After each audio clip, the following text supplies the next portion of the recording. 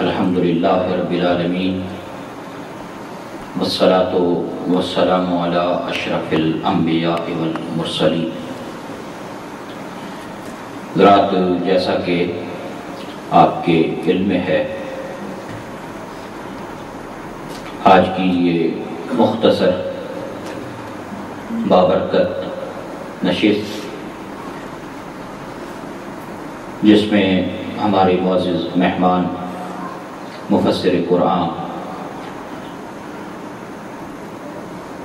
پیر طریقت حضرت علامہ پیر سید ریاض حسین شاہ صاحب دامت برکاتہ العالیہ، مرکزی ناظم اعلیٰ جماعت اہل سنت پاکستان،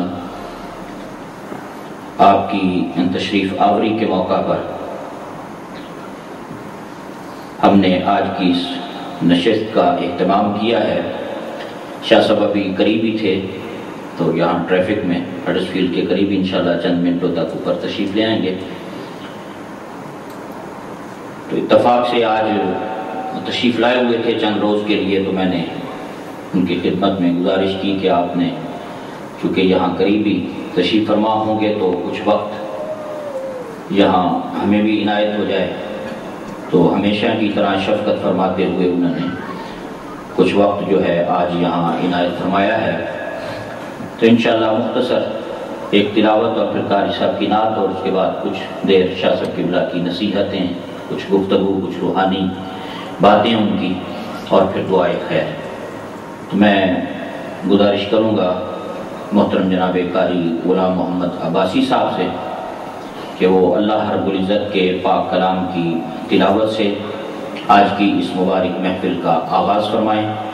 تلاوت کے بعد پھر قاری صاحب نعت شریف پیش فرمائیں گے، اور انشاءاللہ اس دوران پھر شاہ صاحب بھی تشریف لے آئیں گے، اور ان کی کچھ روحانی علمی گفتگو سے ہم اپنے قلوب و اذہان کو منور کریں گے۔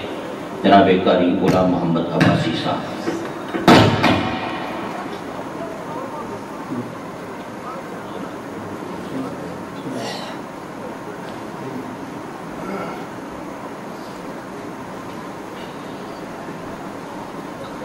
أعوذ بالله من الشيطان الرجيم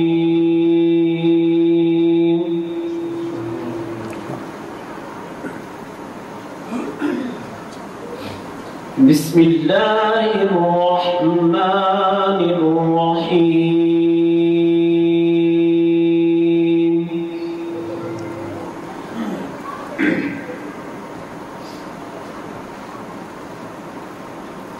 فلا أقسم بالكنس الجوار الكنس والليل إذا عسعس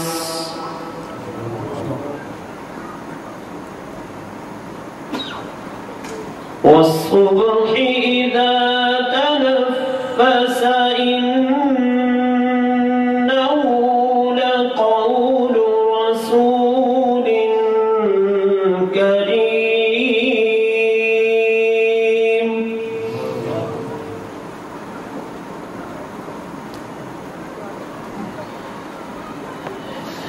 ذي قوة عند ذي العرش مكين مطاع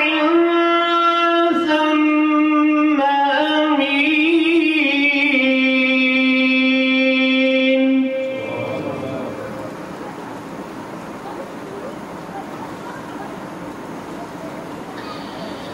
ذي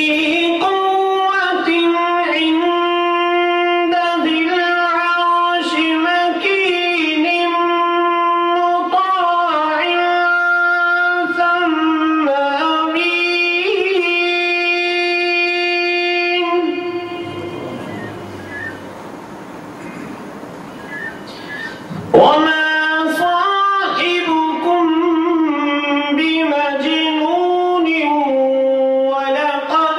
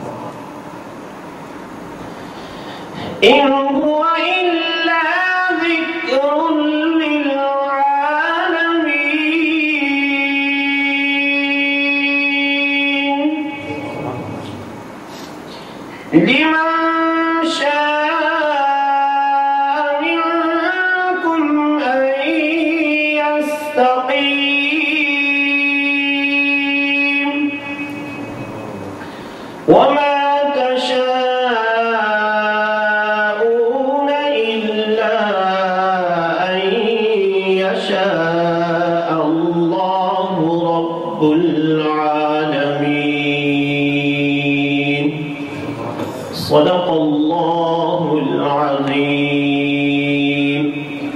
وصدق رسوله النبي الكريم الأمين.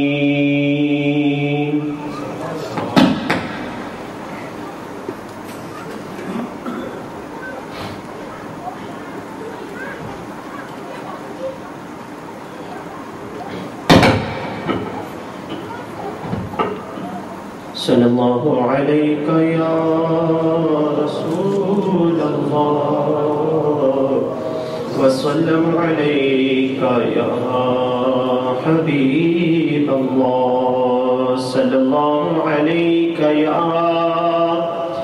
يا رسول الله وسلم عليك يا حبيب الله. اللهم صل على سيدنا محمد وعلى آله وصحبه وسلم. اللهم صل على سيدنا محمد وعلى آله وصحبه وسلم. اللهم صل على سيدنا محمد وعلى آله وصحبه. آوے کرم والی جو گلی پھرا میں مدینے گلی گلی. آوے کرم والی جو گلی پھرا میں مدینے گلی گلی. کدی ساڈی بھی ہوے حاضری ساڈے واسطے کوئی دعا کرے. اللہم صلی علی محمد وعلى آله وصحبه وسلم. اللهم صل على سيدنا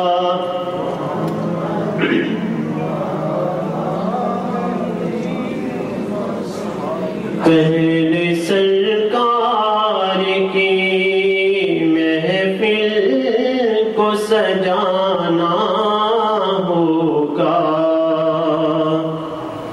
پہلے سرکار کی محفل کو سجانا ہوگا. دیکھنا پھر میرے سرکار کا آنا ہوگا. دیکھنا پھر میرے سرکار کا آنا. نعت لکھتا ہی رہوں نعت میں پڑھتا ہی رہوں. نعت لکھتا ہی رہوں نعت میں پڑھتا ہی رہوں. نعت لکھتا ہی رہوں نعت میں پڑھتا ہی رہوں. خلد میں یہ میرے جانے کا بہانہ ہوگا. خلد میں یہ میرے جانے کا بہانہ ہوگا. دیکھنا پھر میرے سرکار کا آنا ہوگا. پنج تل کا ہوں گدا پنج تل کا ہوں گدا. اتنا تو کرم ہے مجھ پر. پنج تل کا ہوں گدا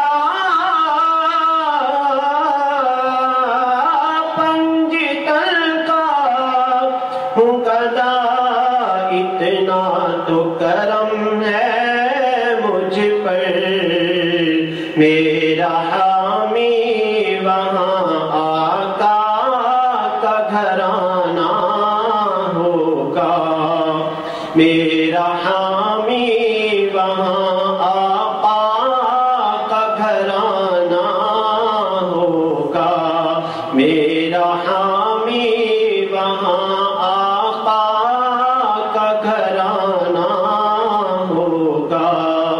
دیکھنا پھر میرے سرکار کا آنا ہوگا، دیکھنا پھر میرے سرکار کا آنا ہوگا۔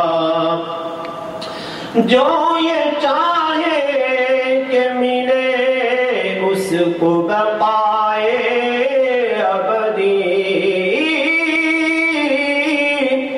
جو یہ چاہے کہ ملے اس کو بقائے ابدی،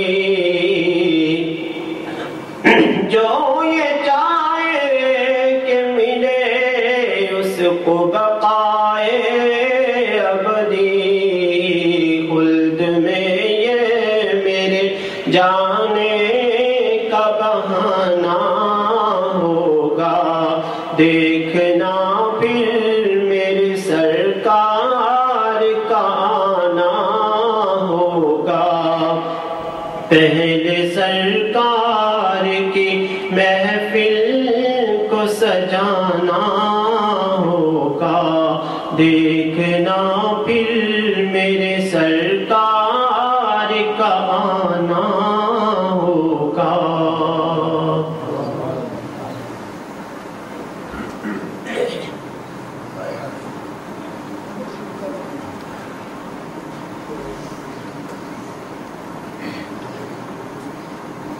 صلی اللہ علیہ یا رسول اللہ، وسلم علیہ یا حبیب اللہ۔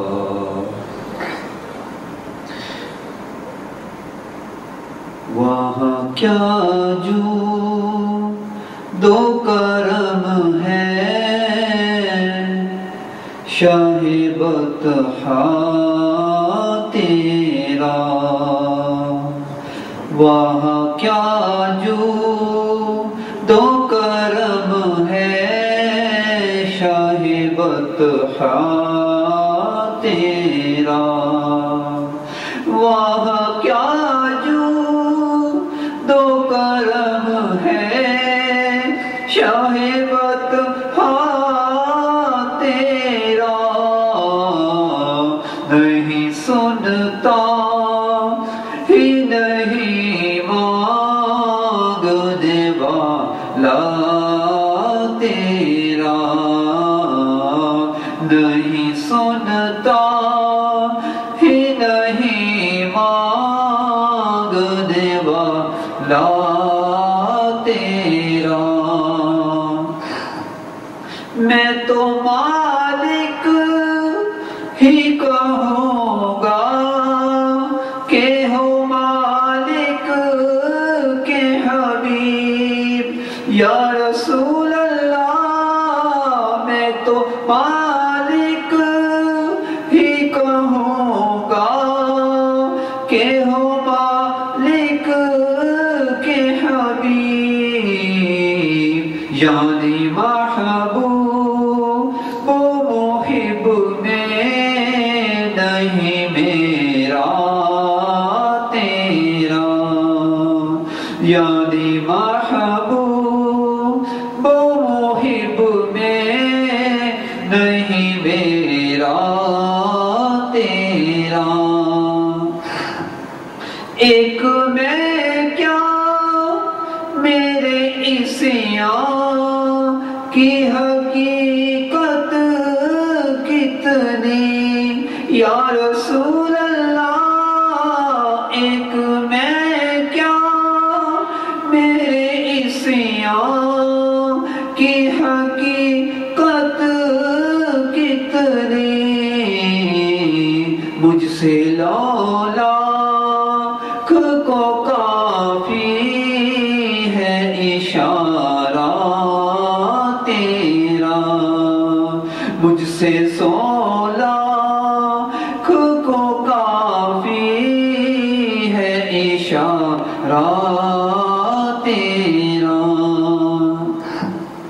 تو جو چاہے تو ابھی میل میرے دل کے دھولے یا رسول اللہ تو جو چاہے تو ابھی میل میرے دل کے دھولے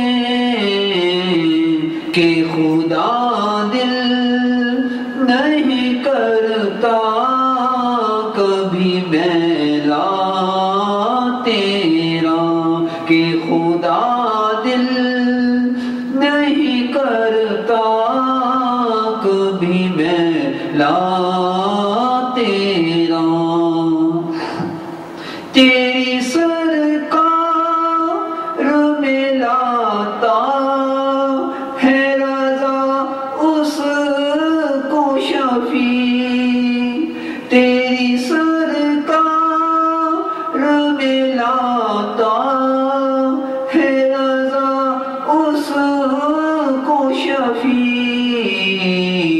جو میرا غوث ہے اور لاڈلا بیٹا تیرا جو میرا غوث ہے اور لاڈلا بیٹا تیرا وہاں کیا جو دو کرم ہے شاہ مصطفیٰ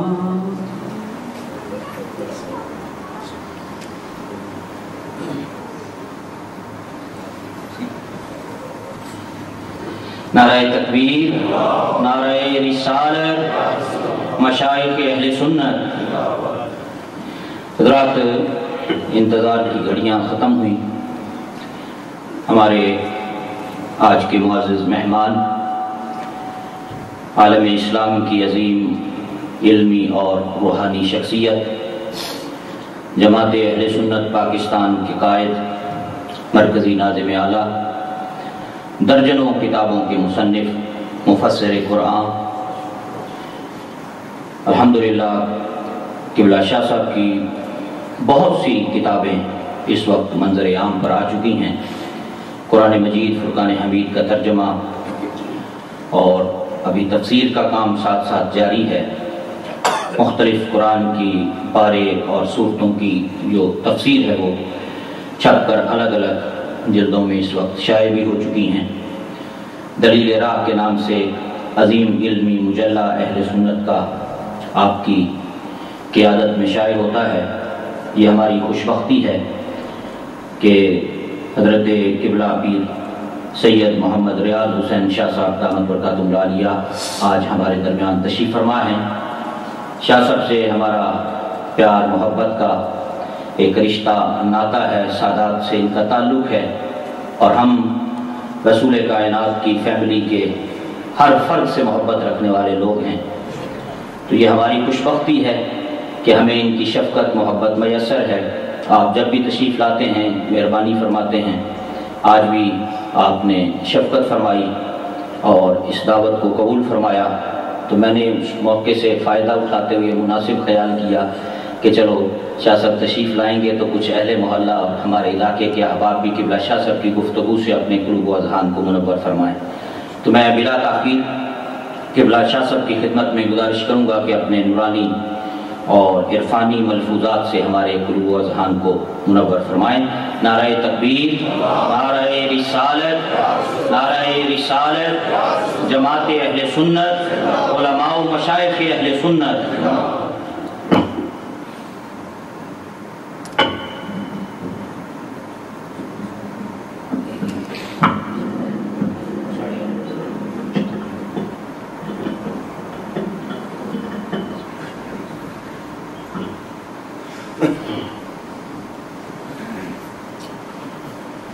نحمده ونصلي ونسلم على رسوله الكريم أشهد أن لا إله إلا الله وحده لا شريك له وأشهد أن محمدا عبده ورسوله أما بعد أعوذ بالله من الشيطان الرجيم بسم الله الرحمن الرحيم يا أيها الذين آمنوا اتقوا الله وقولوا قولا سديدا صدق الله مولانا العظيم وقال الله تعالى في شان حبيبه مخبرا وآمرا إن الله وملائكته يصلون على النبي يا أيها الذين آمنوا صلوا عليه وسلموا تسليما اللهم صل وسلم على سيدنا ونبينا ومولانا محمد وعلى آل سيدنا ونبينا ومولانا محمد وبارك وسلم صل علیہ. اللہ تعالیٰ کی تعریف ثنا اور حضور صلی اللہ علیہ وآلہ وسلم کی ذات بابرکات اور آپ کے آل و اصحاب پر درود و سلام عرض کر لینے کے بعد انتہائی عزت کے لائق اور احترام کے لائق واجب سب تکریم حضرت علامہ مولانا حیات قادری صاحب زیدہ مجدوب اس محفل میں تشریف فرما گرامی قادر سامعین، اللہ تعالیٰ کا شکر ہے کہ اس ذات کریم نے حضرت والا شان کی وساطت سے آپ کے ساتھ مسجد کے اندر اس روحانی ماحول میں ملاقات نصیب فرمائی. میں نے آپ کے سامنے سورہ احزاب کی ایک آیہ بینہ اور آیہ کریمہ تلاوت کی ہے. اس کے حوالے سے 2-4 معروضات عرض کرنا چاہوں گا، لیکن تمہیداً ایک بات عرض کرنے لگا ہوں کہ صاف ستھرا رہنا ہمارے دین کا حصہ ہے، صفائی ہمارے دین کا حصہ ہے. لیکن میری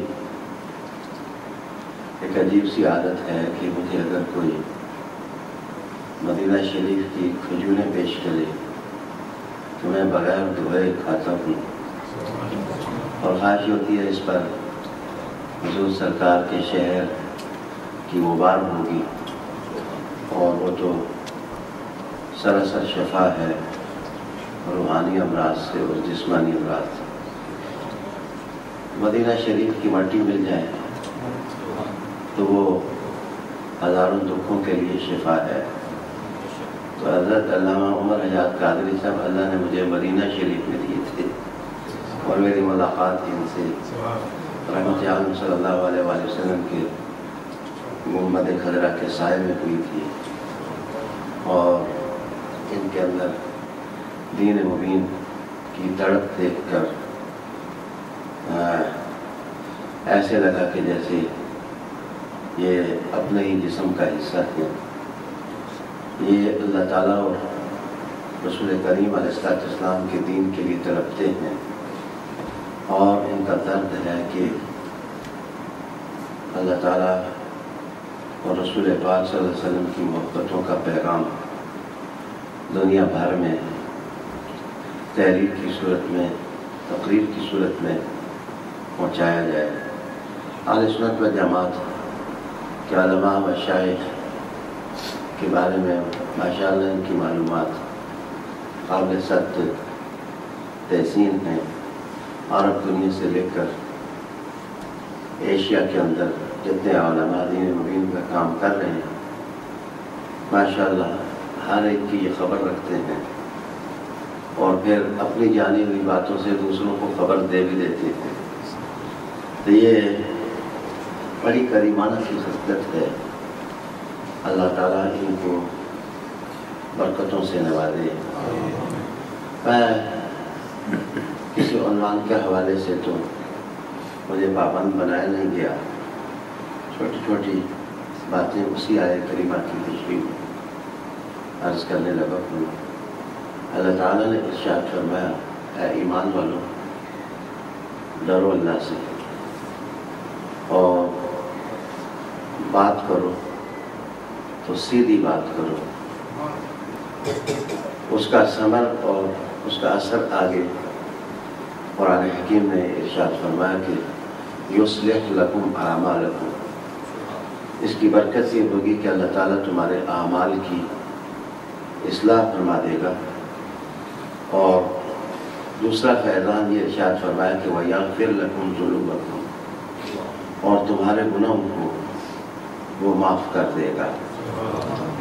ये बात करने के महान बाद अल्लाह ताला ने कामयाबी का दरवाज़ा खोल दिया, और जो मुक़द्दर सवालात इंसान के ज़हन में उभर सकते थे कि मैं कामयाबी का फल कैसे हासिल करूं, और ज़िंदगी में जो मक़ासिद की अचीवमेंट्स होती है उसको मैं कैसे पाऊं, तो कुरान मजीद ने फिर आगे इरशाद फरमाया कि मन युतिल्लाह व रसूलहू फ़क़द फ़ाज़ फ़ौज़न अज़ीमा, कि जिसने अल्लाह की इताअत की और उसके रसूल की इताअत की तो उसने बहुत बड़ी कामयाबी पा ली। अब आयात बय्यनात का तफसीरी तर्जुमा अर्ज़ करने के बाद मेरी पहली नसीहत आपके नाम ये है कि ईमानों को मजबूत करें और उन आमाल से और उन चीज़ों से बचें जिससे इंसान का ईमान के ज़ाया होने का ख़तरा पैदा होता है। इंसान को तरक्की करनी चाहिए, लेकिन तरक्की के उन रास्तों को नहीं अपनाना चाहिए जिनमें ईमान के ज़ाया हो जाने का अंदेशा हो। बंदा सादे तरीके से रहे, लेकिन अपने दिल के अंदर जो ईमान की हरारत है उसको ठंडा न होने दे, इसलिए कि ये दुनिया जिसको हम देखते हैं और हमें बहुत कुछ नज़र आती है, ये बहुत कुछ है लेकिन ये सब कुछ नहीं है। हमने एक दिन अल्लाह की बारगाह में जाना है और हमारी पेशी रसूलुल्लाह सल्लल्लाहु अलैहि वसल्लम की कचहरी में होनी है। वहाँ जो सिक्का चलता है वो मादे का नहीं, दुनिया दूर का नहीं।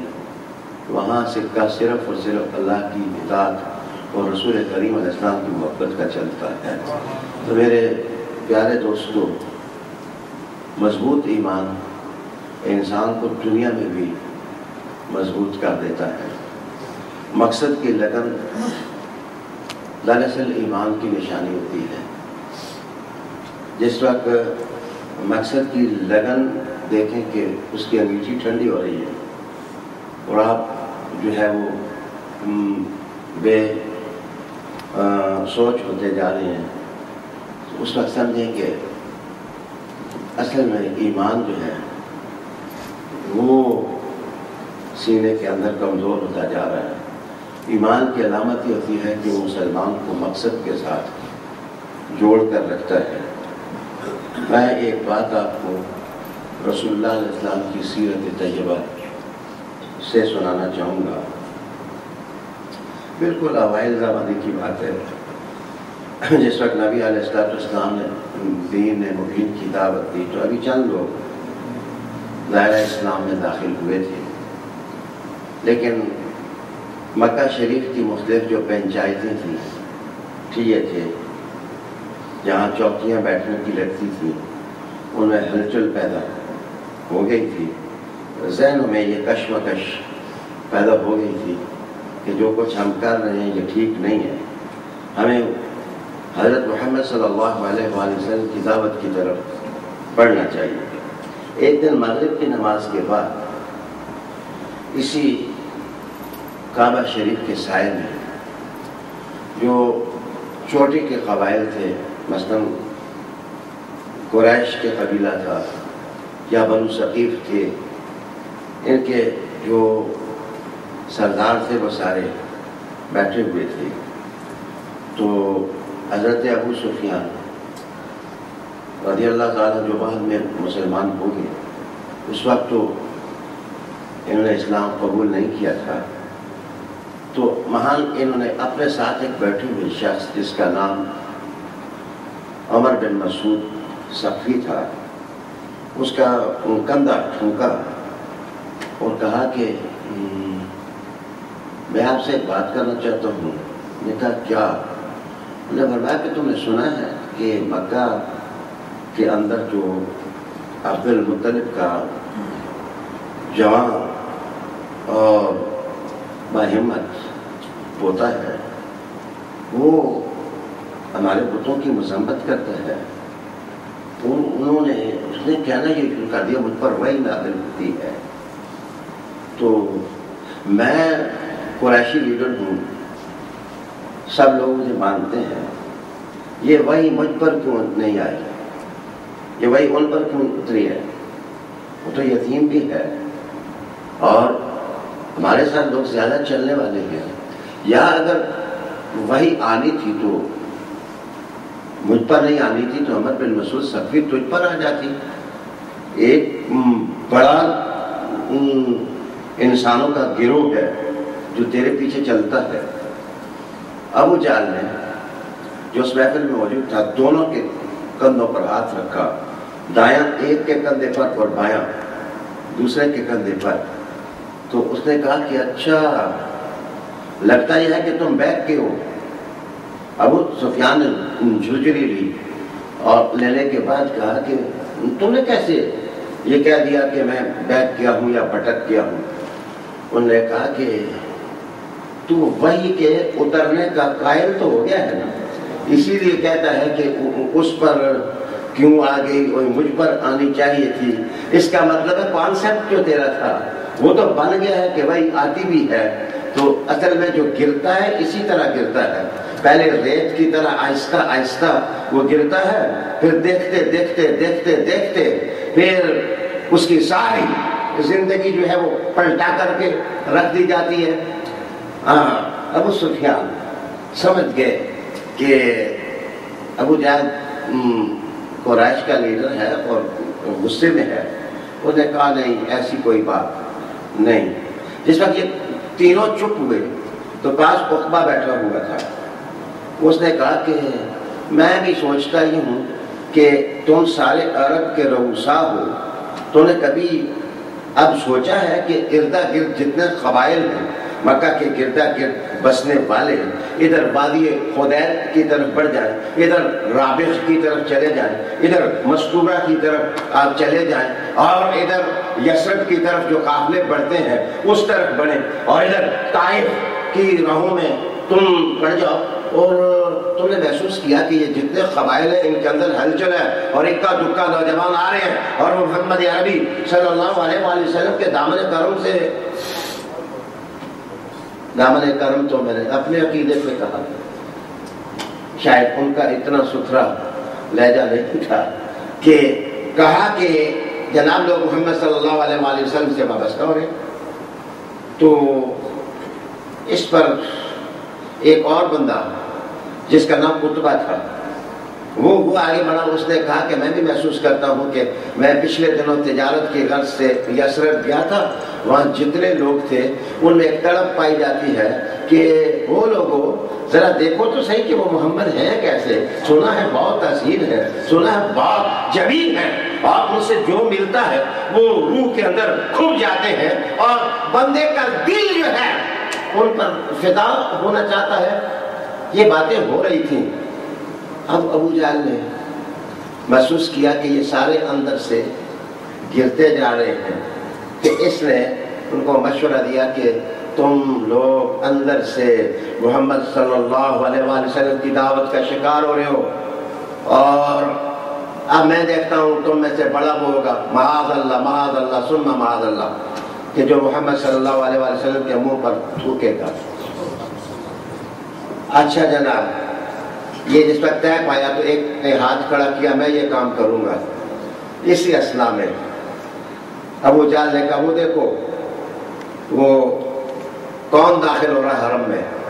دیکھا تو محمد صلی اللہ علیہ وسلم چادر اوڑے, امامہ باندھے, اپنی شرمیلی سی اداؤں کے ساتھ جمال فطرت کا اپنے چہرے پہ غازہ ملے ہوئے, اور وحی کا نور گویا ان پر چھایا ہوا ہے, اور رب ذوالجلال کے سامنے سجدے میں ان کو ایک ایسی تن کنن اور ایک ایسا دبدبا اور ایک ایسی سالت ان کو عطا کی ہے کہ دیکھنے والے ویسے ہی کھپ گئے کہ محمد صلی اللہ علیہ وسلم آ رہے ہیں. تو ابو جہل نے جلدی کی تاکہ کہیں حضور ان کی فکر کا عنوان نہ بن جائے اور ان کے دل کا عنوان نہ بن جائے. تو اس نے ایک بوسیدہ ہڈی اٹھائی. بوسیدہ ہڈی اٹھانے کے بعد اس نے محمد صلی اللہ علیہ وسلم کو مخاطب کر کے کہا کہ آپ کہتے ہیں کہ جس وقت ہم لوگ اس طرح بوسیدہ ہڈی بن جائیں گے پھر زندگی ہمارے اندر اوت کر آ جائے گی. محمد صلی اللہ علیہ وآلہ وسلم نے ارشاد فرمایا ہاں تم بھی اور سب اسی طرح بوسیدہ ہڈیاں بن جاؤ گے پھر زندگی واپس اوت کے آئے گی اور اللہ کے سامنے پیش ہونا ہوگا. اس نے ہڈی کو ملا اور ملنے کے بعد پھونکا تو غبار حضور کے چہرے پر جا پڑی. عقبہ نے وہی شرارت کی جس کا تہیہ کیا تھا کہ محمد صلی اللہ علیہ وسلم آئیں گے تو یہ ہوگا وہ ہوگا. تو وفاؤں کا پیکر اور خلوص کا پیکر حضرت ابو بکر صدیق رضی اللہ تعالیٰ عنہ آگے بڑھے اور انہوں نے ان کو مخاطب کر کے کہا ہو لوگو تمہیں کیا ہوا ہے کہ تم اس لیے محمد صلی اللہ علیہ وآلہ وسلم کی تحقیر کرتے ہو کہ وہ کہتے ہیں کہ میرا رب اللہ ہے اور میرا وہ پروردگار ہے اور وہ ایک اللہ کی طرف سب کو بلاتے ہیں. جس وقت صدیق اکبر رضی اللہ تعالیٰ نے بائیں پھیلا کر اپنی وفاؤں کا اظہار کیا تو بدتمیزیوں کا طوفان تھوڑی دیر کے لیے تھما لیکن اس پر ان کا ضمیر اور ان لوگوں کا نفس قناعت نہ کر سکا. تو رسول اللہ علیہ السلام کو زخمی بھی کیا اور گلے میں چادر ڈالی اور ڈالنے کے بعد حضور صلی اللہ علیہ وآلہ وسلم کو تھوڑی دیر کے لیے گھسیٹا اور حضرت ابو بکر صدیق رضی اللہ تعالیٰ عنہ کی کوششوں سے ایک دفعہ تو وہ طوفان تھم گیا. اب آئیے ایک عورت نے دیکھا کہ ایک کہولت والی عمر کا بندہ داخل ہوا اور اس نے فوراً جا کے کہا کہ تو جنگلوں کے اندر شکار کھیلتا ہے وہ تیرے بھتیجے کے ساتھ جو سلوک کیا گیا ہے تمہیں معلوم نہیں ہے اے ابو عمارہ. مراد تھی حضرت حمزہ رضی اللہ تعالیٰ عنہ. تو آپ نے دیکھا کہ کیا ہوا محمد صلی اللہ علیہ وآلہ وسلم کے ساتھ. حضرت حمزہ رضی اللہ تعالیٰ عنہ اپنے عربی انداز فطرت سے قریب انداز اور شجیحانہ انداز اور بصیرت امر آفوز انداز میں اب آگے بڑھے اور کمان نے تیر چڑھایا اور چڑھانے کے بعد ایک ایک کو کہا کہ سیدھے ہو جاؤ میں تمہیں پوچھتا ہوں کہ تم نے میرے بھتیجے کے ساتھ تم نے کیا کیا ہے.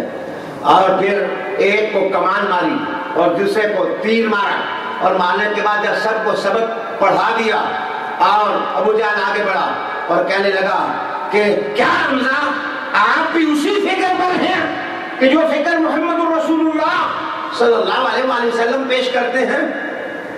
حضرت حمزہ ابھی تک مسلمان نہیں ہوئے تھے. آپ نے فرمایا کہ میں جس فکر پر بھی ہوں میں تمہارے لیے کافی ہوں جب تک میں زندہ ہوں. محمد بن عبداللہ صلی اللہ علیہ نبی الکریم کا کوئی بال بھی بکا نہیں کر سکتا اور پھر بولے سے حضور کے سامنے آئے. اب جس مقصد کی خاطر میں نے یہ روایت بیان کی اس مقصد کو آپ کے سامنے کھولوں. حضور رحمت عالم علیہ السلام کے سامنے آ کے حضرت حمزہ نے کہا کہ اے بھتیجے آپ خوش ہو جا کہ میں نے تیرا انتقام لے لیا ہے. میں نے تیرے ساتھ ہونے والی بدتمیزی کا انتقام لے لیا ہے. کیا تو خوش ہو گیا ہے؟ تو حضور رحمت عالم علیہ السلام نے نگاہ اٹھائی اور اپنے چچا کو مخاطب کر کے کہا چچا حمزہ لیکن میں ابھی تو خوش نہیں ہوا. انہوں نے کہا کہ میں نے آپ کا بدلہ لے لیا اور آپ کہتے ہیں میں ابھی خوش نہیں ہوا. تو حضور رحمت عالم نے فرمایا مجھے حقیقی خوشی تو اس وقت ملے گی جس وقت آپ کلمہ پڑھ لیں گے لا الہ الا اللہ محمد الرسول اللہ.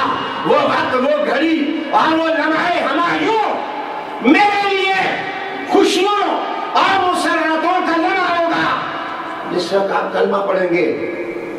तो हजरत हमजा ने कहा कि फिर देर किस बात की, मुझे कलमा पढ़ा कलमा पढ़ देता हूँ, ला इलाहा इल्लल्लाह मुहम्मदुर रसूलुल्लाह सल्लल्लाहु अलैहि वसल्लम। यहाँ रुकिए, अगर आप नौजवान हैं तो मैं आपके ज़मीर पर दस्तक देता हूँ, अगर आप बड़ी उम्र के हैं तो मैं आपके रूह के दामन में फिक्र कुरान के फूल डालता हूँ और आपकी तवज्जो में चाहता हूँ कि जनाब रहमत आलम सल्लल्लाहु अलैहि वसल्लम जज्बाती से जज्बाती माहौल में भी अपनी फिक्र से गिरफ्त को ढीला नहीं किया, आपने मकसद को फरामोश नहीं किया।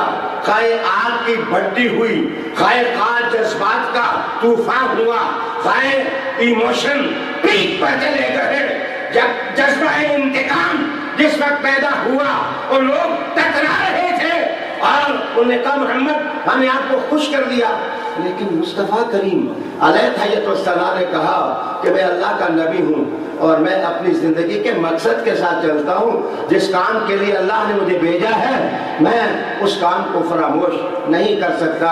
आली जनाब मेरी पहली नसीहत आपके नाम ये है, अल्लाह आपको दौलत भी दे, अल्लाह आपको सेहत भी दे, अल्लाह ताला आपको खुशियां भी दे, अल्लाह पाक आपको मुसर्रतें भी दे, अल्लाह पाक आपको आफात व बलियात से भी बचा के रखे, अल्लाह आपकी जिंदगी की हर महरूमी दूर कर दे। लेकिन एक मुसलमान होने का कोई मकसद भी तो है जिसकी खातिर हमें जी रहे हैं, हमें उस मकसद पर अपनी गिरफ्त जो है वो ढीली नहीं करनी चाहिए। आप कॉलेज जाएं, आप यूनिवर्सिटी जाएं और जॉब पर जाएं, आप अपने घर में हो, आप मस्जिद में आए, आप मकतब में आए, तो जरा थोड़ी देर सोच लें कि मैं हूँ क्या और इस मेरी शनाख्त क्या है। जिस वक्त आप अपने दिल की धड़कनों से पूछेंगे कि मैं क्या हूँ, तो वो धड़कनें जवाब देगी कि मैं तो मोहम्मद अरबी का गुलाम हूँ। तो वहाँ मदीने से आवाज आएगी मेरा नौकर है, तो किसी की दुकान पर बिकना ना, जैसे मैं कहता हूँ वैसी जिंदगी बसर करना है।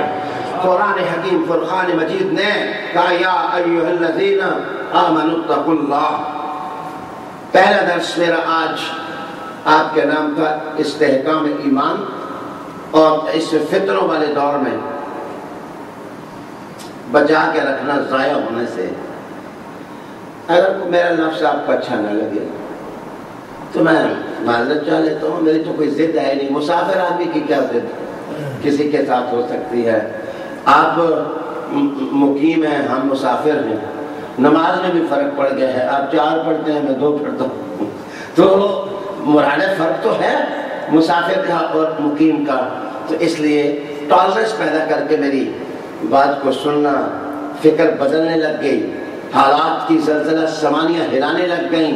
अब फिर पुराना दौर आने लग गया और हम लोग सोचने लग गए हिंदू मुस्लिम सिख ईसाई सब हैं आपस में भाई भाई भाई। और मेरे ख्याल में जनाब ऐसी वुसअत कल्बी और ऐसी वुसअत नजरी जो है वो अच्छी चीज नहीं है कि जिस वुसअत नजरी के नतीजे में हम रसूल करीम सल्लल्लाहु अलैहि वसल्लम की ज़ाते बाबरकात से हम दूर हो जाएं या इस्लाम की फिक्र पर हमारी गिरफ्त जो है वो कमजोर हो जाए। आप मेरे ख्याल में कायदे आज़म मोहम्मद अली जनाब दाढ़ी मंडाते थे, वकील थे, लेकिन मेरे ख्याल में उन इतना ईमान तो हमारे अंदर आना चाहिए। उन्होंने एक मौका पर इलाहाबाद के अंदर खिताब करते हुए कहा था कि किसी बंदे ने कहा कि मोहम्मद अली जनाब आप भी पुराने ज़माने की बातें करते हैं कि जो मेरा मुल्क बनेगा तो उसमें निज़ाम कुरान होगा, तो आप तो बैरिस्टर हैं, आप पढ़े लिखे लोग हैं। तो बड़ी खूबसूरत बात मोहम्मद अली जना ने की थी। उन्होंने फरमाया कि मैं फिक्र से बड़ा सोच करके तुम्हें ये बताने लगा हूँ कि दानिश और इल्म अगर कहीं है तो उस किताब में है जिसका नुज़ूल मोहम्मद अरबी के सीने पर हुआ है। हम उससे दूर नहीं हो सकते। फिर कहा मुसलमान और हिंदू 2 कौमें हैं, वो कभी आपस में एक नहीं हो सकती। एक की इबादत का तरीका और है, दूसरे की इबादत का तरीका और है। एक का मरजाए मजहब और है, दूसरे का मरजाए मजहब और है। एक का किबला और है, दूसरे का किबला और सिरात मुस्तकीम पर चलकर उस रूहानी मंजिल की तरफ जा रहा है जिस मंजिल पर मोहम्मद अरबी खड़े हैं।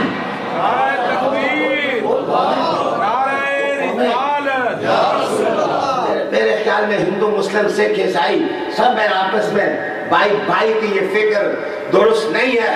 अगर आप गैरत के साथ, आप हमीयत के साथ, आप उलुल अज़मी के साथ आप किताबुल्लाह की राह चलते रहे तो आप बंद कमरे में भी बैठेंगे तो अल्लाह ताला तुम्हारी अजमतों के पुरेरे सरे अर्श लहरा देगा।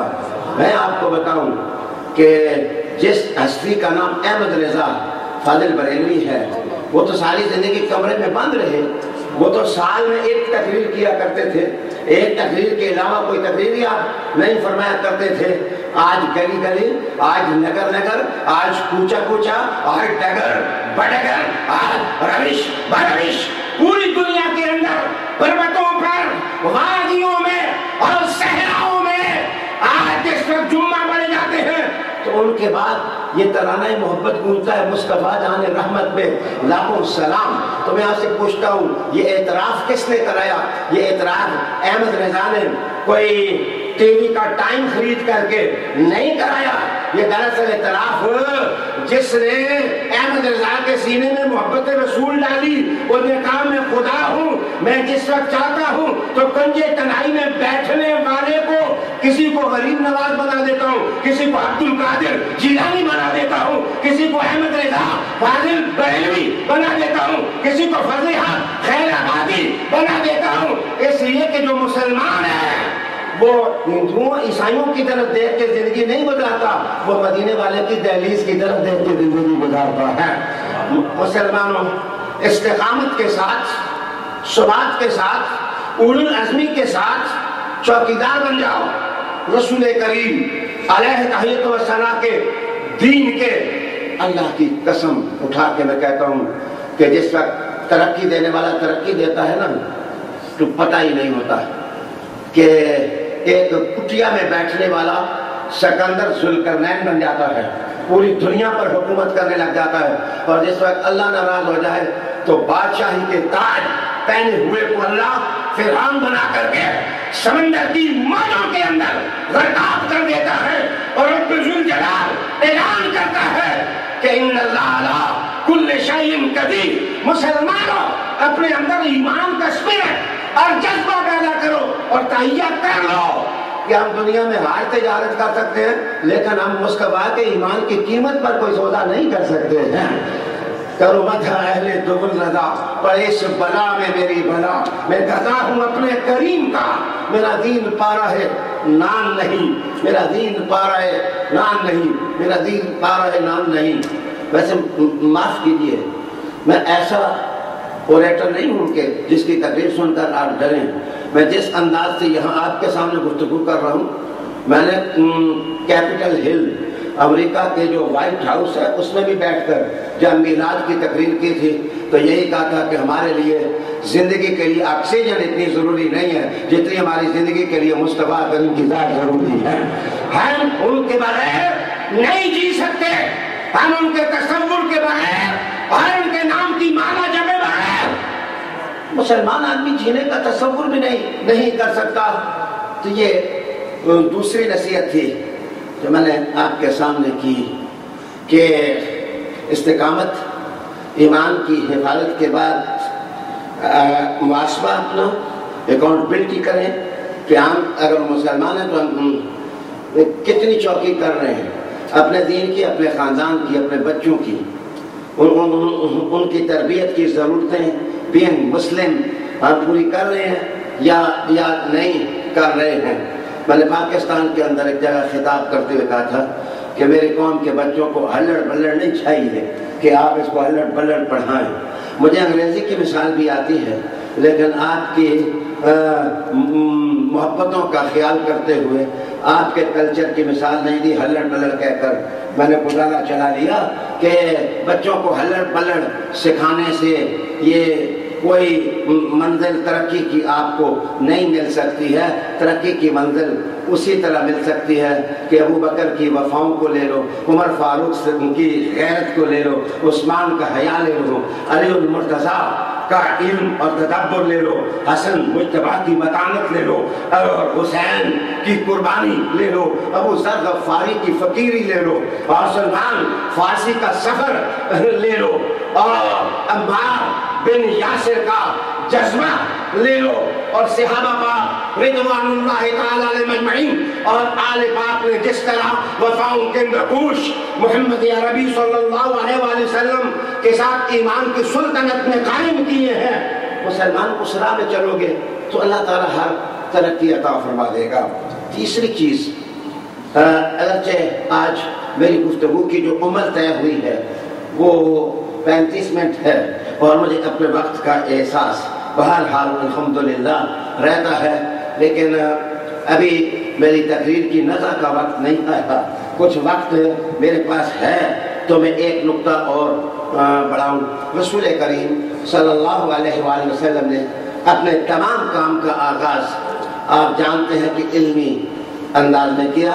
پہلی آیت نبی کریم علیہ السلام کے سینے پر نازل ہوئی وہ اقرا تھی, اور میں عرض کروں کہ جو پہلی سورت نازل ہوئی, ایک روایت میں یا ایھا المدثر اور دوسری روایت میں نون والقلم, اور اگر نون والقلم سورت نازل ہوئی تو اس کا پہلا بیانی قلم کے ساتھ تعلق رکھتا ہے. کتنی عظیم بات ہے کہ ایک رسول ہیں امی ہیں, کسی دانش کدے میں نہیں گئے, لیکن انہوں نے ریولوشن کی جو بنیاد اور فاؤنڈیشن دی ہے وہ یہ ہے کہ علم حاصل کرو, پڑھو اور قلم کہہ کر کے لکھو. بلکہ میں آپ کو ایک مزیدار بات بتاؤں کہ جس وقت رسول کریم علیہ السلام غار حرا سے نیچے اترے اور آپ نے قرآن مجید کا پیغام دیا, 4 قبائل چوٹی کے تھے اس وقت, اور ان میں چوٹی کے جو لوگ تھے ان کے میں عظمت کا ایک نشان بتاؤں کہ الفہرست کے اندر ندیم لکھتا ہے کہ عربستان کے اندر جو چوٹی کے لکھاری تھے, لکھنے والے تھے, ان میں ایک نام حضرت عبد المطلب کا تھا. یعنی جس وقت آپ لکھتے تو کہتے جیسے موتی آپ پرو دیتے. میں جس وقت عراق گیا, پرانے عراق میں, تو میں نے مخطوطات جس وقت دیکھے تو الحمدللہ میں نے اپنی آنکھوں سے وہ مخطوطہ دیکھا جو حضرت عبد المطلب کے ہاتھ کا لکھا ہوا ہے. اور یہ ایک معاہدہ ہے جو اس وقت کعبے پر آویزہ کیا تھا, اور جسے اس قریشی سردار نے اپنے ہاتھ سے لکھا تھا. پھر اس کے بعد میں آپ کو بتاؤں کہ دوسرا جو چوٹی کا رائٹر تھا وہ ابن جدعان تھا, اور یہ حضرت ابو بکر صدیق رضی اللہ تعالیٰ عنہ کا چاچا لگتا تھا. اور یہ کہتے ہیں چوٹی کا لکھنے والا یہ حضرت ابو بکر صدیق رضی اللہ تعالیٰ عنہ کے چاچا لگتے تھے. اور میں تیسری بات عرض کروں کہ جو تیسرا بندہ جو چوٹی کا لکھاری تھا وہ ابو سفیان کے دادا تھے جو سب سے زیادہ اچھا لکھتے تھے. اور چوتھا رائٹر بتاؤں وہ حضرت خدیجہ الکبریٰ کا ہمزاد جن کو کہا گیا بخاری کی روایت میں, وہ ورقہ بن نوفل تھے. اور اب آئیے میں بتاؤں کہ رسول کریم علیہ السلام نے جس وقت دعوت اور تحریک اٹھائی تو آپ صلی اللہ علیہ وسلم نے کوشش فرمائی کہ جو انٹلیکچوئلز ہیں اس زمانے کے, جو پڑھنا اور لکھنا جانتے ہیں, وہ محمد عربی کے دامن کرم سے وابستہ ہو جائیں. تو جو تحریک ایک دن میں چل سکتی ہے, جو تحریک سال میں چل سکتی ہے, اس کو ایک دن میں نبھایا جا سکتا ہے. تو یہ چاروں قبیلوں کے جو دانا لوگ تھے وہ رسول کریم صلی اللہ علیہ وسلم کے امبریلا کے نیچے آ گئے, اور پھر جو تاریخ کائنات نے دیکھا کتنا بڑا انقلاب بپا ہوا. تو آج میں آپ کو رسول کریم علیہ السلام کی حدیث سناؤں گا. حضور نے فرمایا کہ علم حاصل کرو, اس لیے کہ علم حاصل کرنا اللہ کی راہ میں نیکی ہے.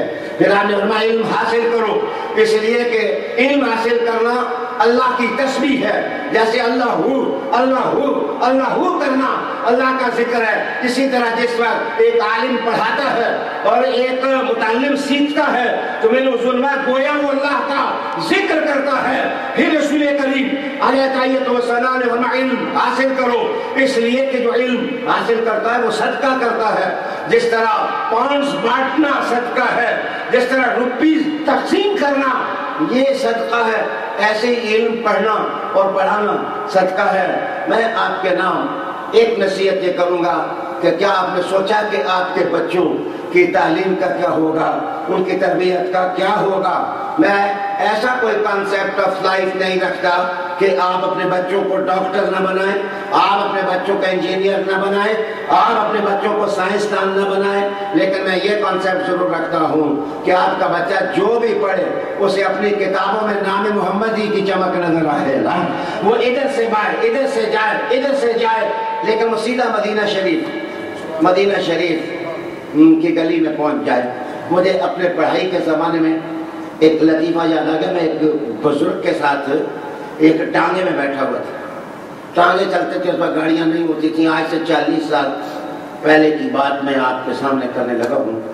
تو ایک ڈی ایس پی صاحب پولیس کے وہ ٹانگے کے آگے بیٹھ گئے، ہمیں سیٹ جو ہے وہ پیچھے ملی۔ تو ایک بندہ ساتھ جو تھا وہ ذرا اللہ والا تھا، اس نے پہلے تو ڈی ایس پی صاحب کو مخاطب کر کے کہا ڈی ایس پی صاحب ساری زندگی آپ نے تھانداری تھوڑی کرنی ہے، داڑھی رکھ لو، آپ مسلمان ہو، حضور کی سنت رکھ لو۔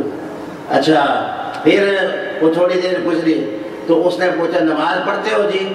تو اس نے کہا کیا کہنا چاہتے ہیں؟ نماز پڑھا کرو، دیکھو مسلمان پر جو ہے وہ نمازیں فرض ہیں، 5 نمازیں مسلمان پڑھتے ہیں، تو آپ نماز پڑھا کرو۔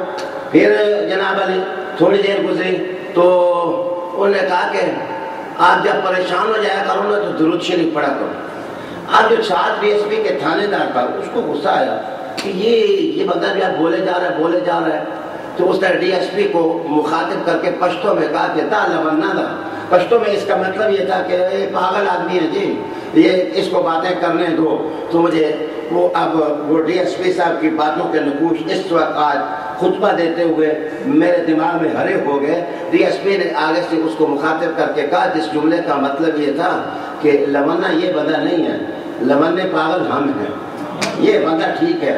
انہوں نے کہا آپ کیسے کہتے ہیں کہ پاگل ہم ہے، یہ پاگل نہیں ہے؟ اور میں دیکھ یہ جدھر سے بات کرتا ہے ادھر سے پھیرتا ہے، ادھر سے پھیرتا ہے، ادھر سے گھومتا ہے، سیدھا محمد مصطفیٰ کے پاس پہنچتا ہے۔ اور ہم لوگ کبھی اس غفلت میں کبھی اس غفلت میں پڑے ہوئے ہیں، لاپرواہیاں ہیں، ہماری بے پروائیاں ہیں، ہمارا کیریکٹر لٹ رہا ہے، ہماری اولادیں تباہ ہو رہی ہیں، استعارات کے طوفان جو ہے ہماری کشتیوں کو جلا رہے ہیں اور ہم اس پر قناعت کر کے بیٹھے ہوئے ہیں۔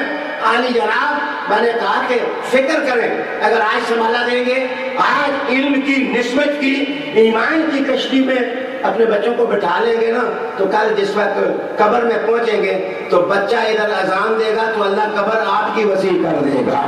تو اپنے بچوں کو، اپنی فیملیز کو علم کی راہ پر ڈالو۔ یہ میری تیسری نصیحت تھی۔ اور آخری بات آپ کے سامنے کروں گا کہ اپنوں کے اندر خوئے دل بری جو ہے وہ ہونی چاہیے، لیکن دل جیتنا یہ رسول کریم علیہ السلام کی سنت ہے، اور رحمت عالم صلی اللہ علیہ وآلہ وسلم کی اس سنت کو بھی ہمیں زندہ کرنے کی کوشش کرنی چاہیے۔ لیکن کرٹیسائز، تنقید جو بندہ ہے یہ اس میں یہ خامی ہے، اس میں یہ خامی ہے، اس میں یہ خامی ہے، اس میں یہ خامی ہے۔ میرے پیارے عزیزوں، جس وقت کسی کی بات کرو تو اس کی خوبیاں تلاش کرنے کی کوشش کرو۔ جس وقت آپ اس کی خوبیاں بیان کرو گے اللہ بھی خوش ہو جائے گا، رسول کریم علیہ السلام بھی خوش ہو جائیں گے۔ اور ہم جس وقت ایک دوسرے کی عیبوں سے پردے ہٹاتے ہیں تو یاد رکھنا کسی کی اوپر پڑی ہوئی چادر کو سرکائیں گے تو کبھی آپ باپردہ نہیں رہ سکیں گے، آپ خود ننگے ہو جائیں گے اور بے حجاب ہو جائیں گے۔ آج ہم سارے گویا زندگی کے حمام میں ننگے کھڑے ہوئے ہیں۔ پچھلے دنوں میں خطاب کرنے کے لیے کراچی گیا تو مجھے ایک ساتھی نے کہا کہ لگتا ہی ہے کہ اہل سنت والجماعت میں کوئی بندہ بھی صحیح نہیں۔ میں نے کہا یار یہ بندہ یہ کیوں؟ انہوں نے کہا جناب نیٹ اٹھا کے دیکھیں اور یہ اٹھا کے ایک کہتا ہے دوسرا یہ گندا ہے، دوسرا کہتا ہے دوسرا گندا ہے، وہ کہتا ہے فلاں بندہ گندا ہے. لگتا ہے یہ سارے گندے ہو گئے. کوئی بندہ تمہارے قافلے میں بچا نہیں ہے کہ جس کو آپ کہہ سکو کہ وہ ٹھیک بھی ہے، وہ صحیح بھی ہے. یاد رکھنا اس قوم کی شخصیتیں بچا کرتی ہیں کہ جو عیبوں کو چھپاتی ہیں اور خوبیوں کا تذکرہ کیا کرتی ہیں. اور میں عرض کروں گا رسول کریم علیہ طیب الصلاۃ کی ایک بات عرض کر کے میں اجازت چاہوں. ویسے آپ سے تھکا ہوا میں زیادہ ہوں کہ 2 دن میں 7واں خطاب آپ کے سامنے کر رہا ہوں، لیکن بیماری اور علالت کے باوجود بھی شکر الحمدللہ جس وقت ہم دورہ حدیث پڑھانے بیٹھتے ہیں، ممبر پر بیٹھتے ہیں، پھر ہمیں بیماری کا احساس ہی نہیں رہتا کہ کوئی بیماری بھی ہے، تو اللہ تعالیٰ جو ہے وہ پھر تازگی عطا کر دیتا ہے. یہ دیکھیے ایک حدیث شریف آپ کے سامنے بیان کرتا ہوں اور آپ ویٹ کریں میری بات کا. رحمت عالم صلی اللہ علیہ وسلم حرم میں کھڑے ہیں کعبہ کے سامنے. حضرت عائشہ صدیقہ رضی اللہ تعالی عنہا ان کے ساتھ آپ فارغ ہوتے ہیں طواف سے، تو حضرت عائشہ صدیقہ کہتی ہیں کہ یا رسول اللہ لگتا ہے کہ آپ کوئی بات کرنا چاہتے ہیں. تو حضور نے فرمایا ہاں میں بات کرنا چاہتا ہوں. انہوں نے کیا بات کرنا چاہتے ہیں؟ تو حضور نے فرمایا کہ اے عائشہ یہ جو کعبے سے باہر حتیم کا حصہ ہے، یہ میری جد ابراہیم نے جس وقت کعبہ بنایا تھا تو یہ اندر تھا اور کعبے کے دروازے 2 ہوتے تھے اور اس کی کرسی نیچے تھی. لیکن جس وقت سیلاب آیا تو یہ جہالت کے زمانے میں کرسی اونچی کر دی گئی اور دروازہ ایک کر دیا گیا، لکڑی نہیں مل رہی تھی اور کچھ حصہ کعبے کا باہر نکال دیا گیا اور اس کو شامل نہ کیا گیا. تو اے عائشہ میرا دل چاہتا ہے کہ میں اس کعبے کو اسی طرح تعمیر کر دوں جس طرح میری جد نے اس کو تعمیر کیا تھا. میرا دل چاہتا ہے. اب حضرت عائشہ صدیقہ نے کہا یا رسول اللہ رکاوٹ کیا ہے؟ مکہ فتح ہو گیا ہے، آپ اللہ نے پہلے دن ہی سے عزتیں، آپ تو لوگوں میں عزتیں بانٹنے والے ہیں، تو حضور آپ بنا دینا اس کو.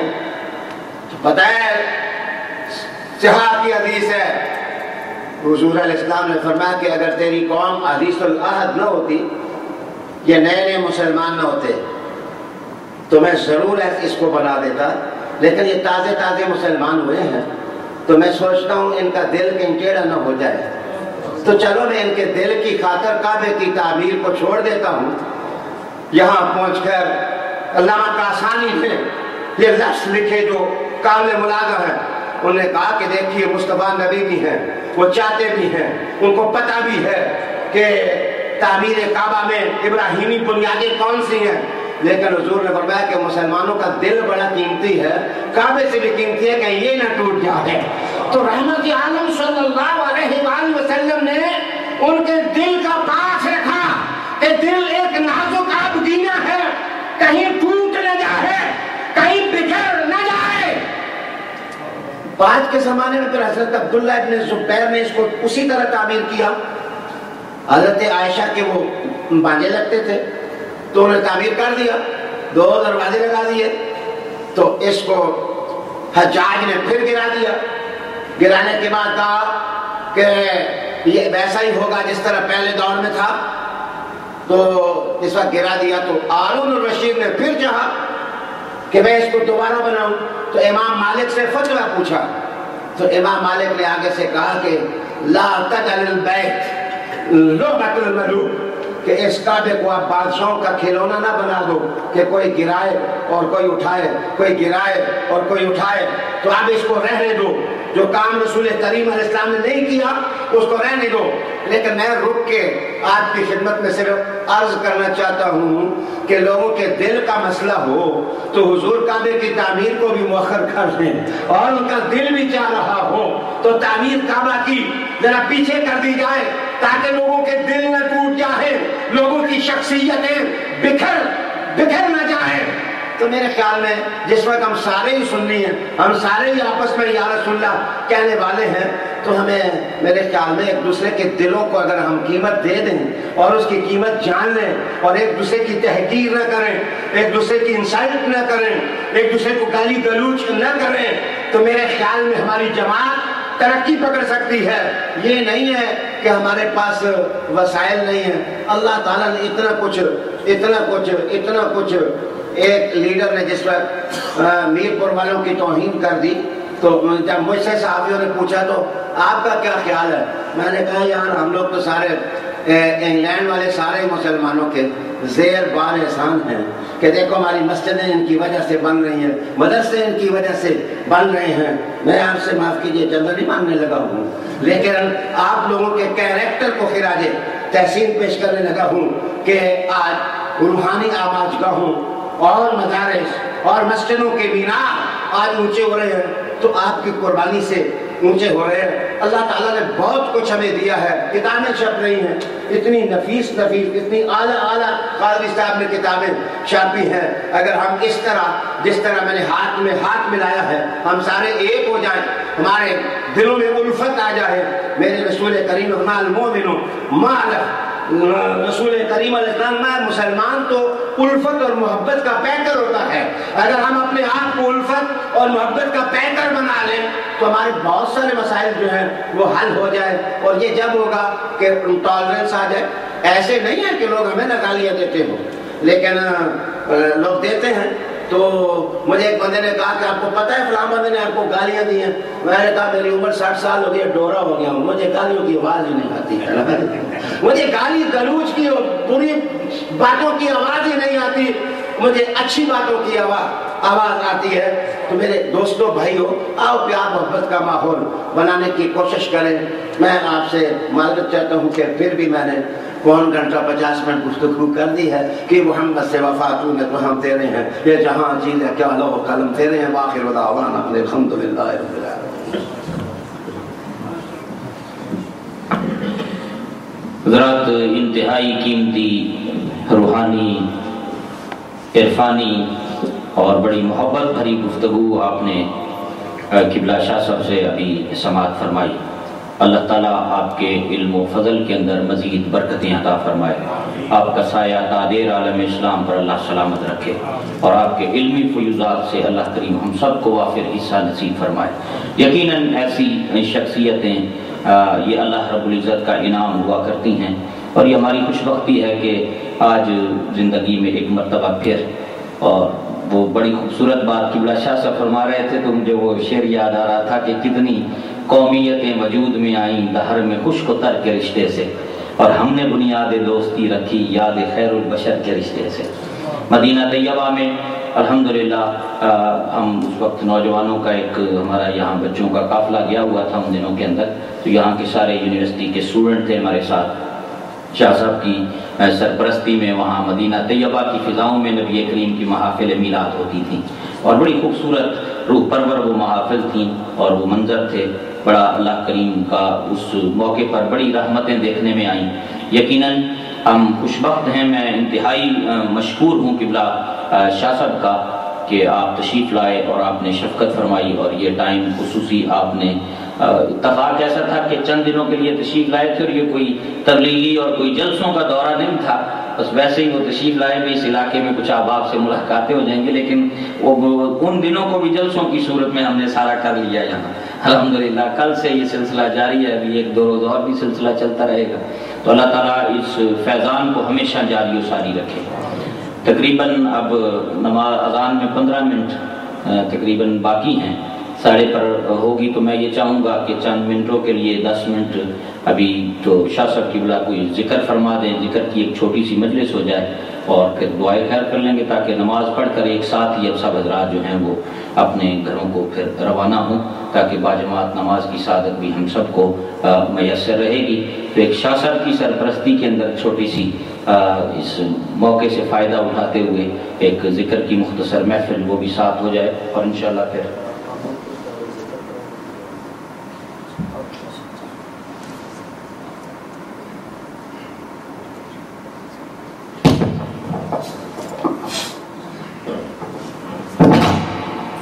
ماں باپ یکسوئی کے ساتھ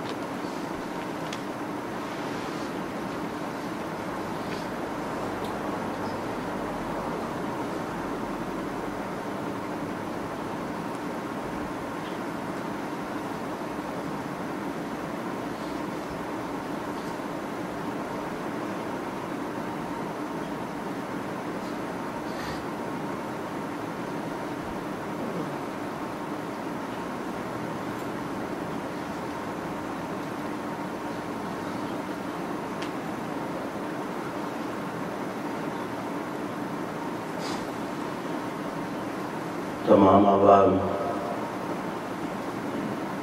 خشوع و خضوع کے ساتھ گردن جھکا کے کلمہ شریف کا ذکر ہم کرتے ہیں، لیکن آواز کو زیادہ چیخنے کی صورت نہ دی جائے، ادب ملوز خاطر ہو، اور ساتھ دعا بھی کرتا ہوں اللہ ہمارے ذکر کے کلمات کو قبول کر لے۔ لا الہ الا اللہ، لا الہ الا اللہ، لا الہ الا اللہ، لا الہ الا اللہ، لا الہ الا اللہ، لا الہ الا اللہ، لا الہ الا اللہ، لا الہ الا اللہ،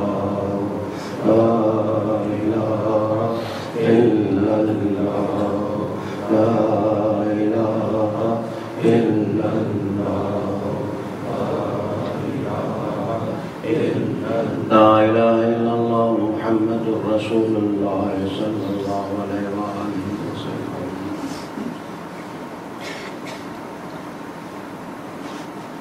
اللہ اللہ اللہ اللہ اللہ اللہ اللہ اللہ اللہ اللہ اللہ اللہ اللہ اللہ اللہ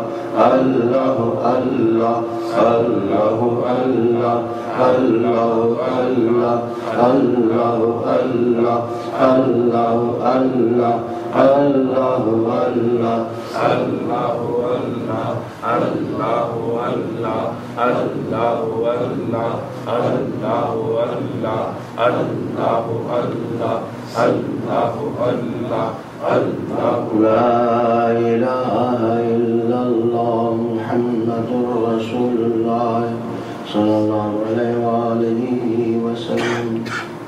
اب دل میں اسم ذات کا تصور کریں، مراقبہ کر کے دھیان کے ساتھ ذکر کریں تاکہ ادھر ادھر کے خیالات ختم ہو جائیں اور توجہ پوری طرح اللہ تعالیٰ کی طرف کریں۔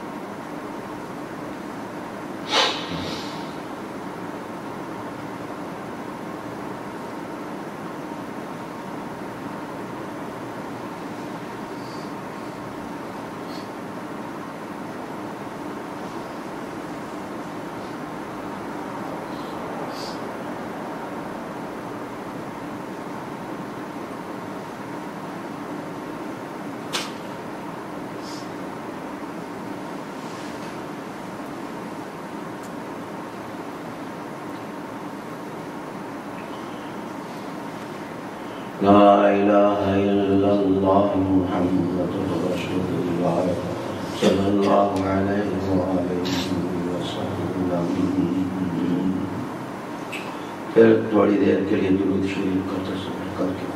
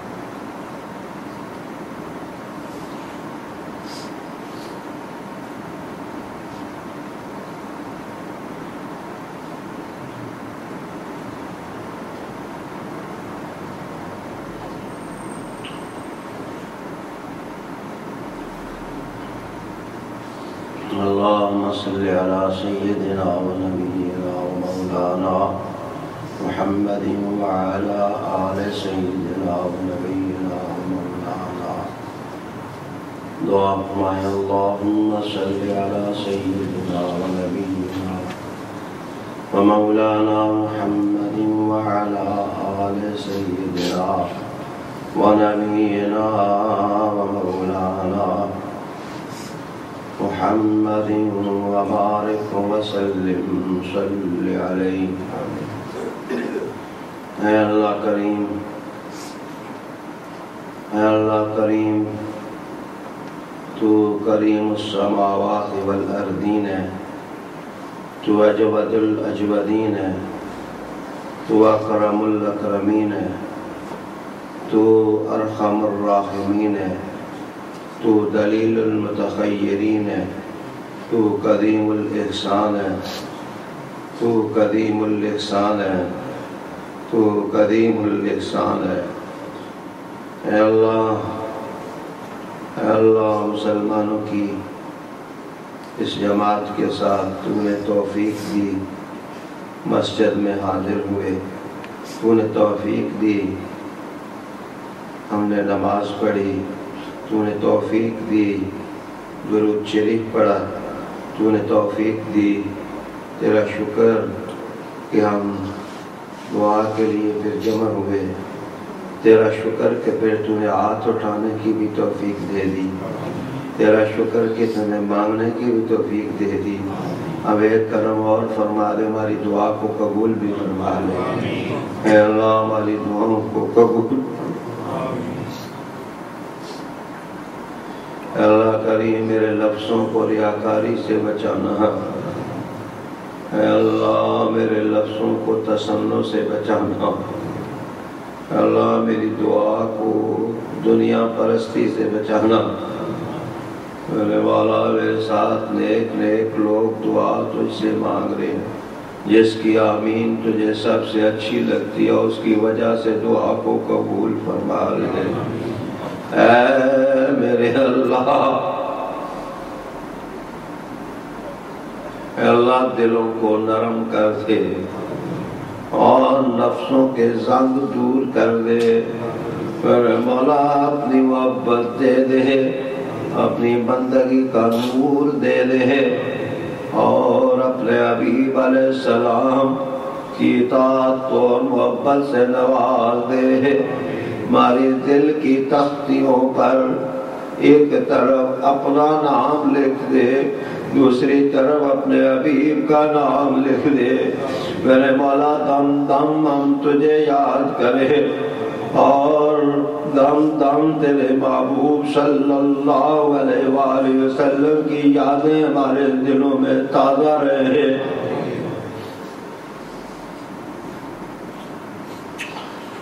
اے اللہ کریم، میں عاجز مسکین کے گناہوں کو بھی اور میرے ساتھ جو دعا میں شریک ہیں ان کے گناہوں کو بھی معاف فرما دے. اے معاف کرنے والے معاف کر دے، اے معاف کرنے والے معاف کر دے. اے میرے اللہ، جتنے لوگوں نے بھی دعاؤں کے لیے ہاتھ کھڑے کیے میرے مولا کرم فرما. تو مسافروں کی دعا کو سنتا ہے. میرے مولا میں مسافر ہوں، ان کے لیے مانگ رہا ہوں. اے اللہ ان کی موتیں نہ آئیں، پہلے اپنے حبیب کی زیارت نصیب فرما دینا میرے مولا، تاکہ دل جمی ہو جائے، یقین عروج پر چلا جائے. اے اللہ کریم ان کے ماں باپ، ہمارے ماں باپ جن کی دنیا سے اٹھ گئے ہیں میرے مولا ان کی مغفرت کر دے، ان کی قبروں کو کھلا کر دے، ان کو نور کے مرصع تخت نصیب فرما دے. میرے مولا ان کے گھروں کو بھی اپنے کرم کی آماج گاہ بنا دے. میرے مولا ان سب کے گھروں سے بے برکتیوں کو ختم فرما دے. میرے مولا برکات کے تحفے دے دے، رحمات کے تحفے دے دے، تشویقات کے تحفے دے دے۔ اے اللہ نفسوں کے بھٹکے ہوئے آہو ان سب کو مدینہ کی طرف پھیر دے۔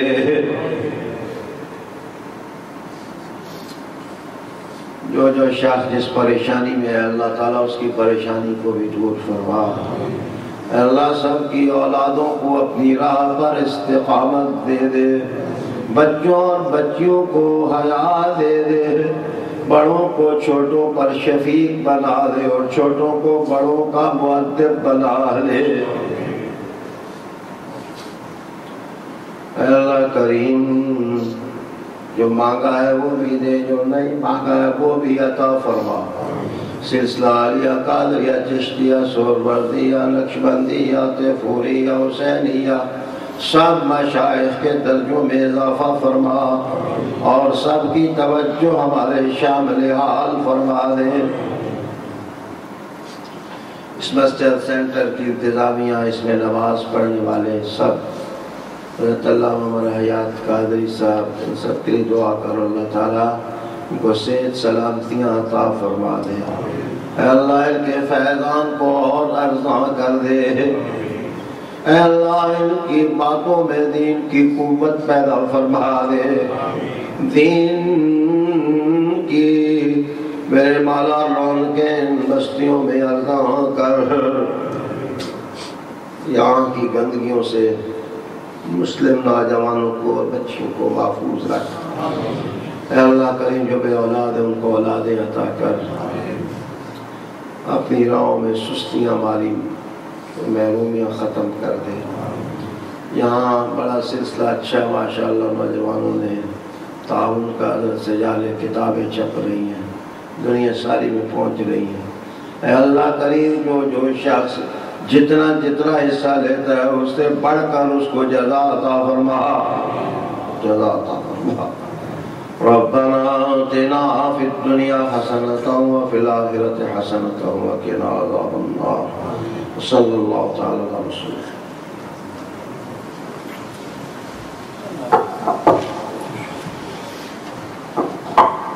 جی انشاءاللہ۔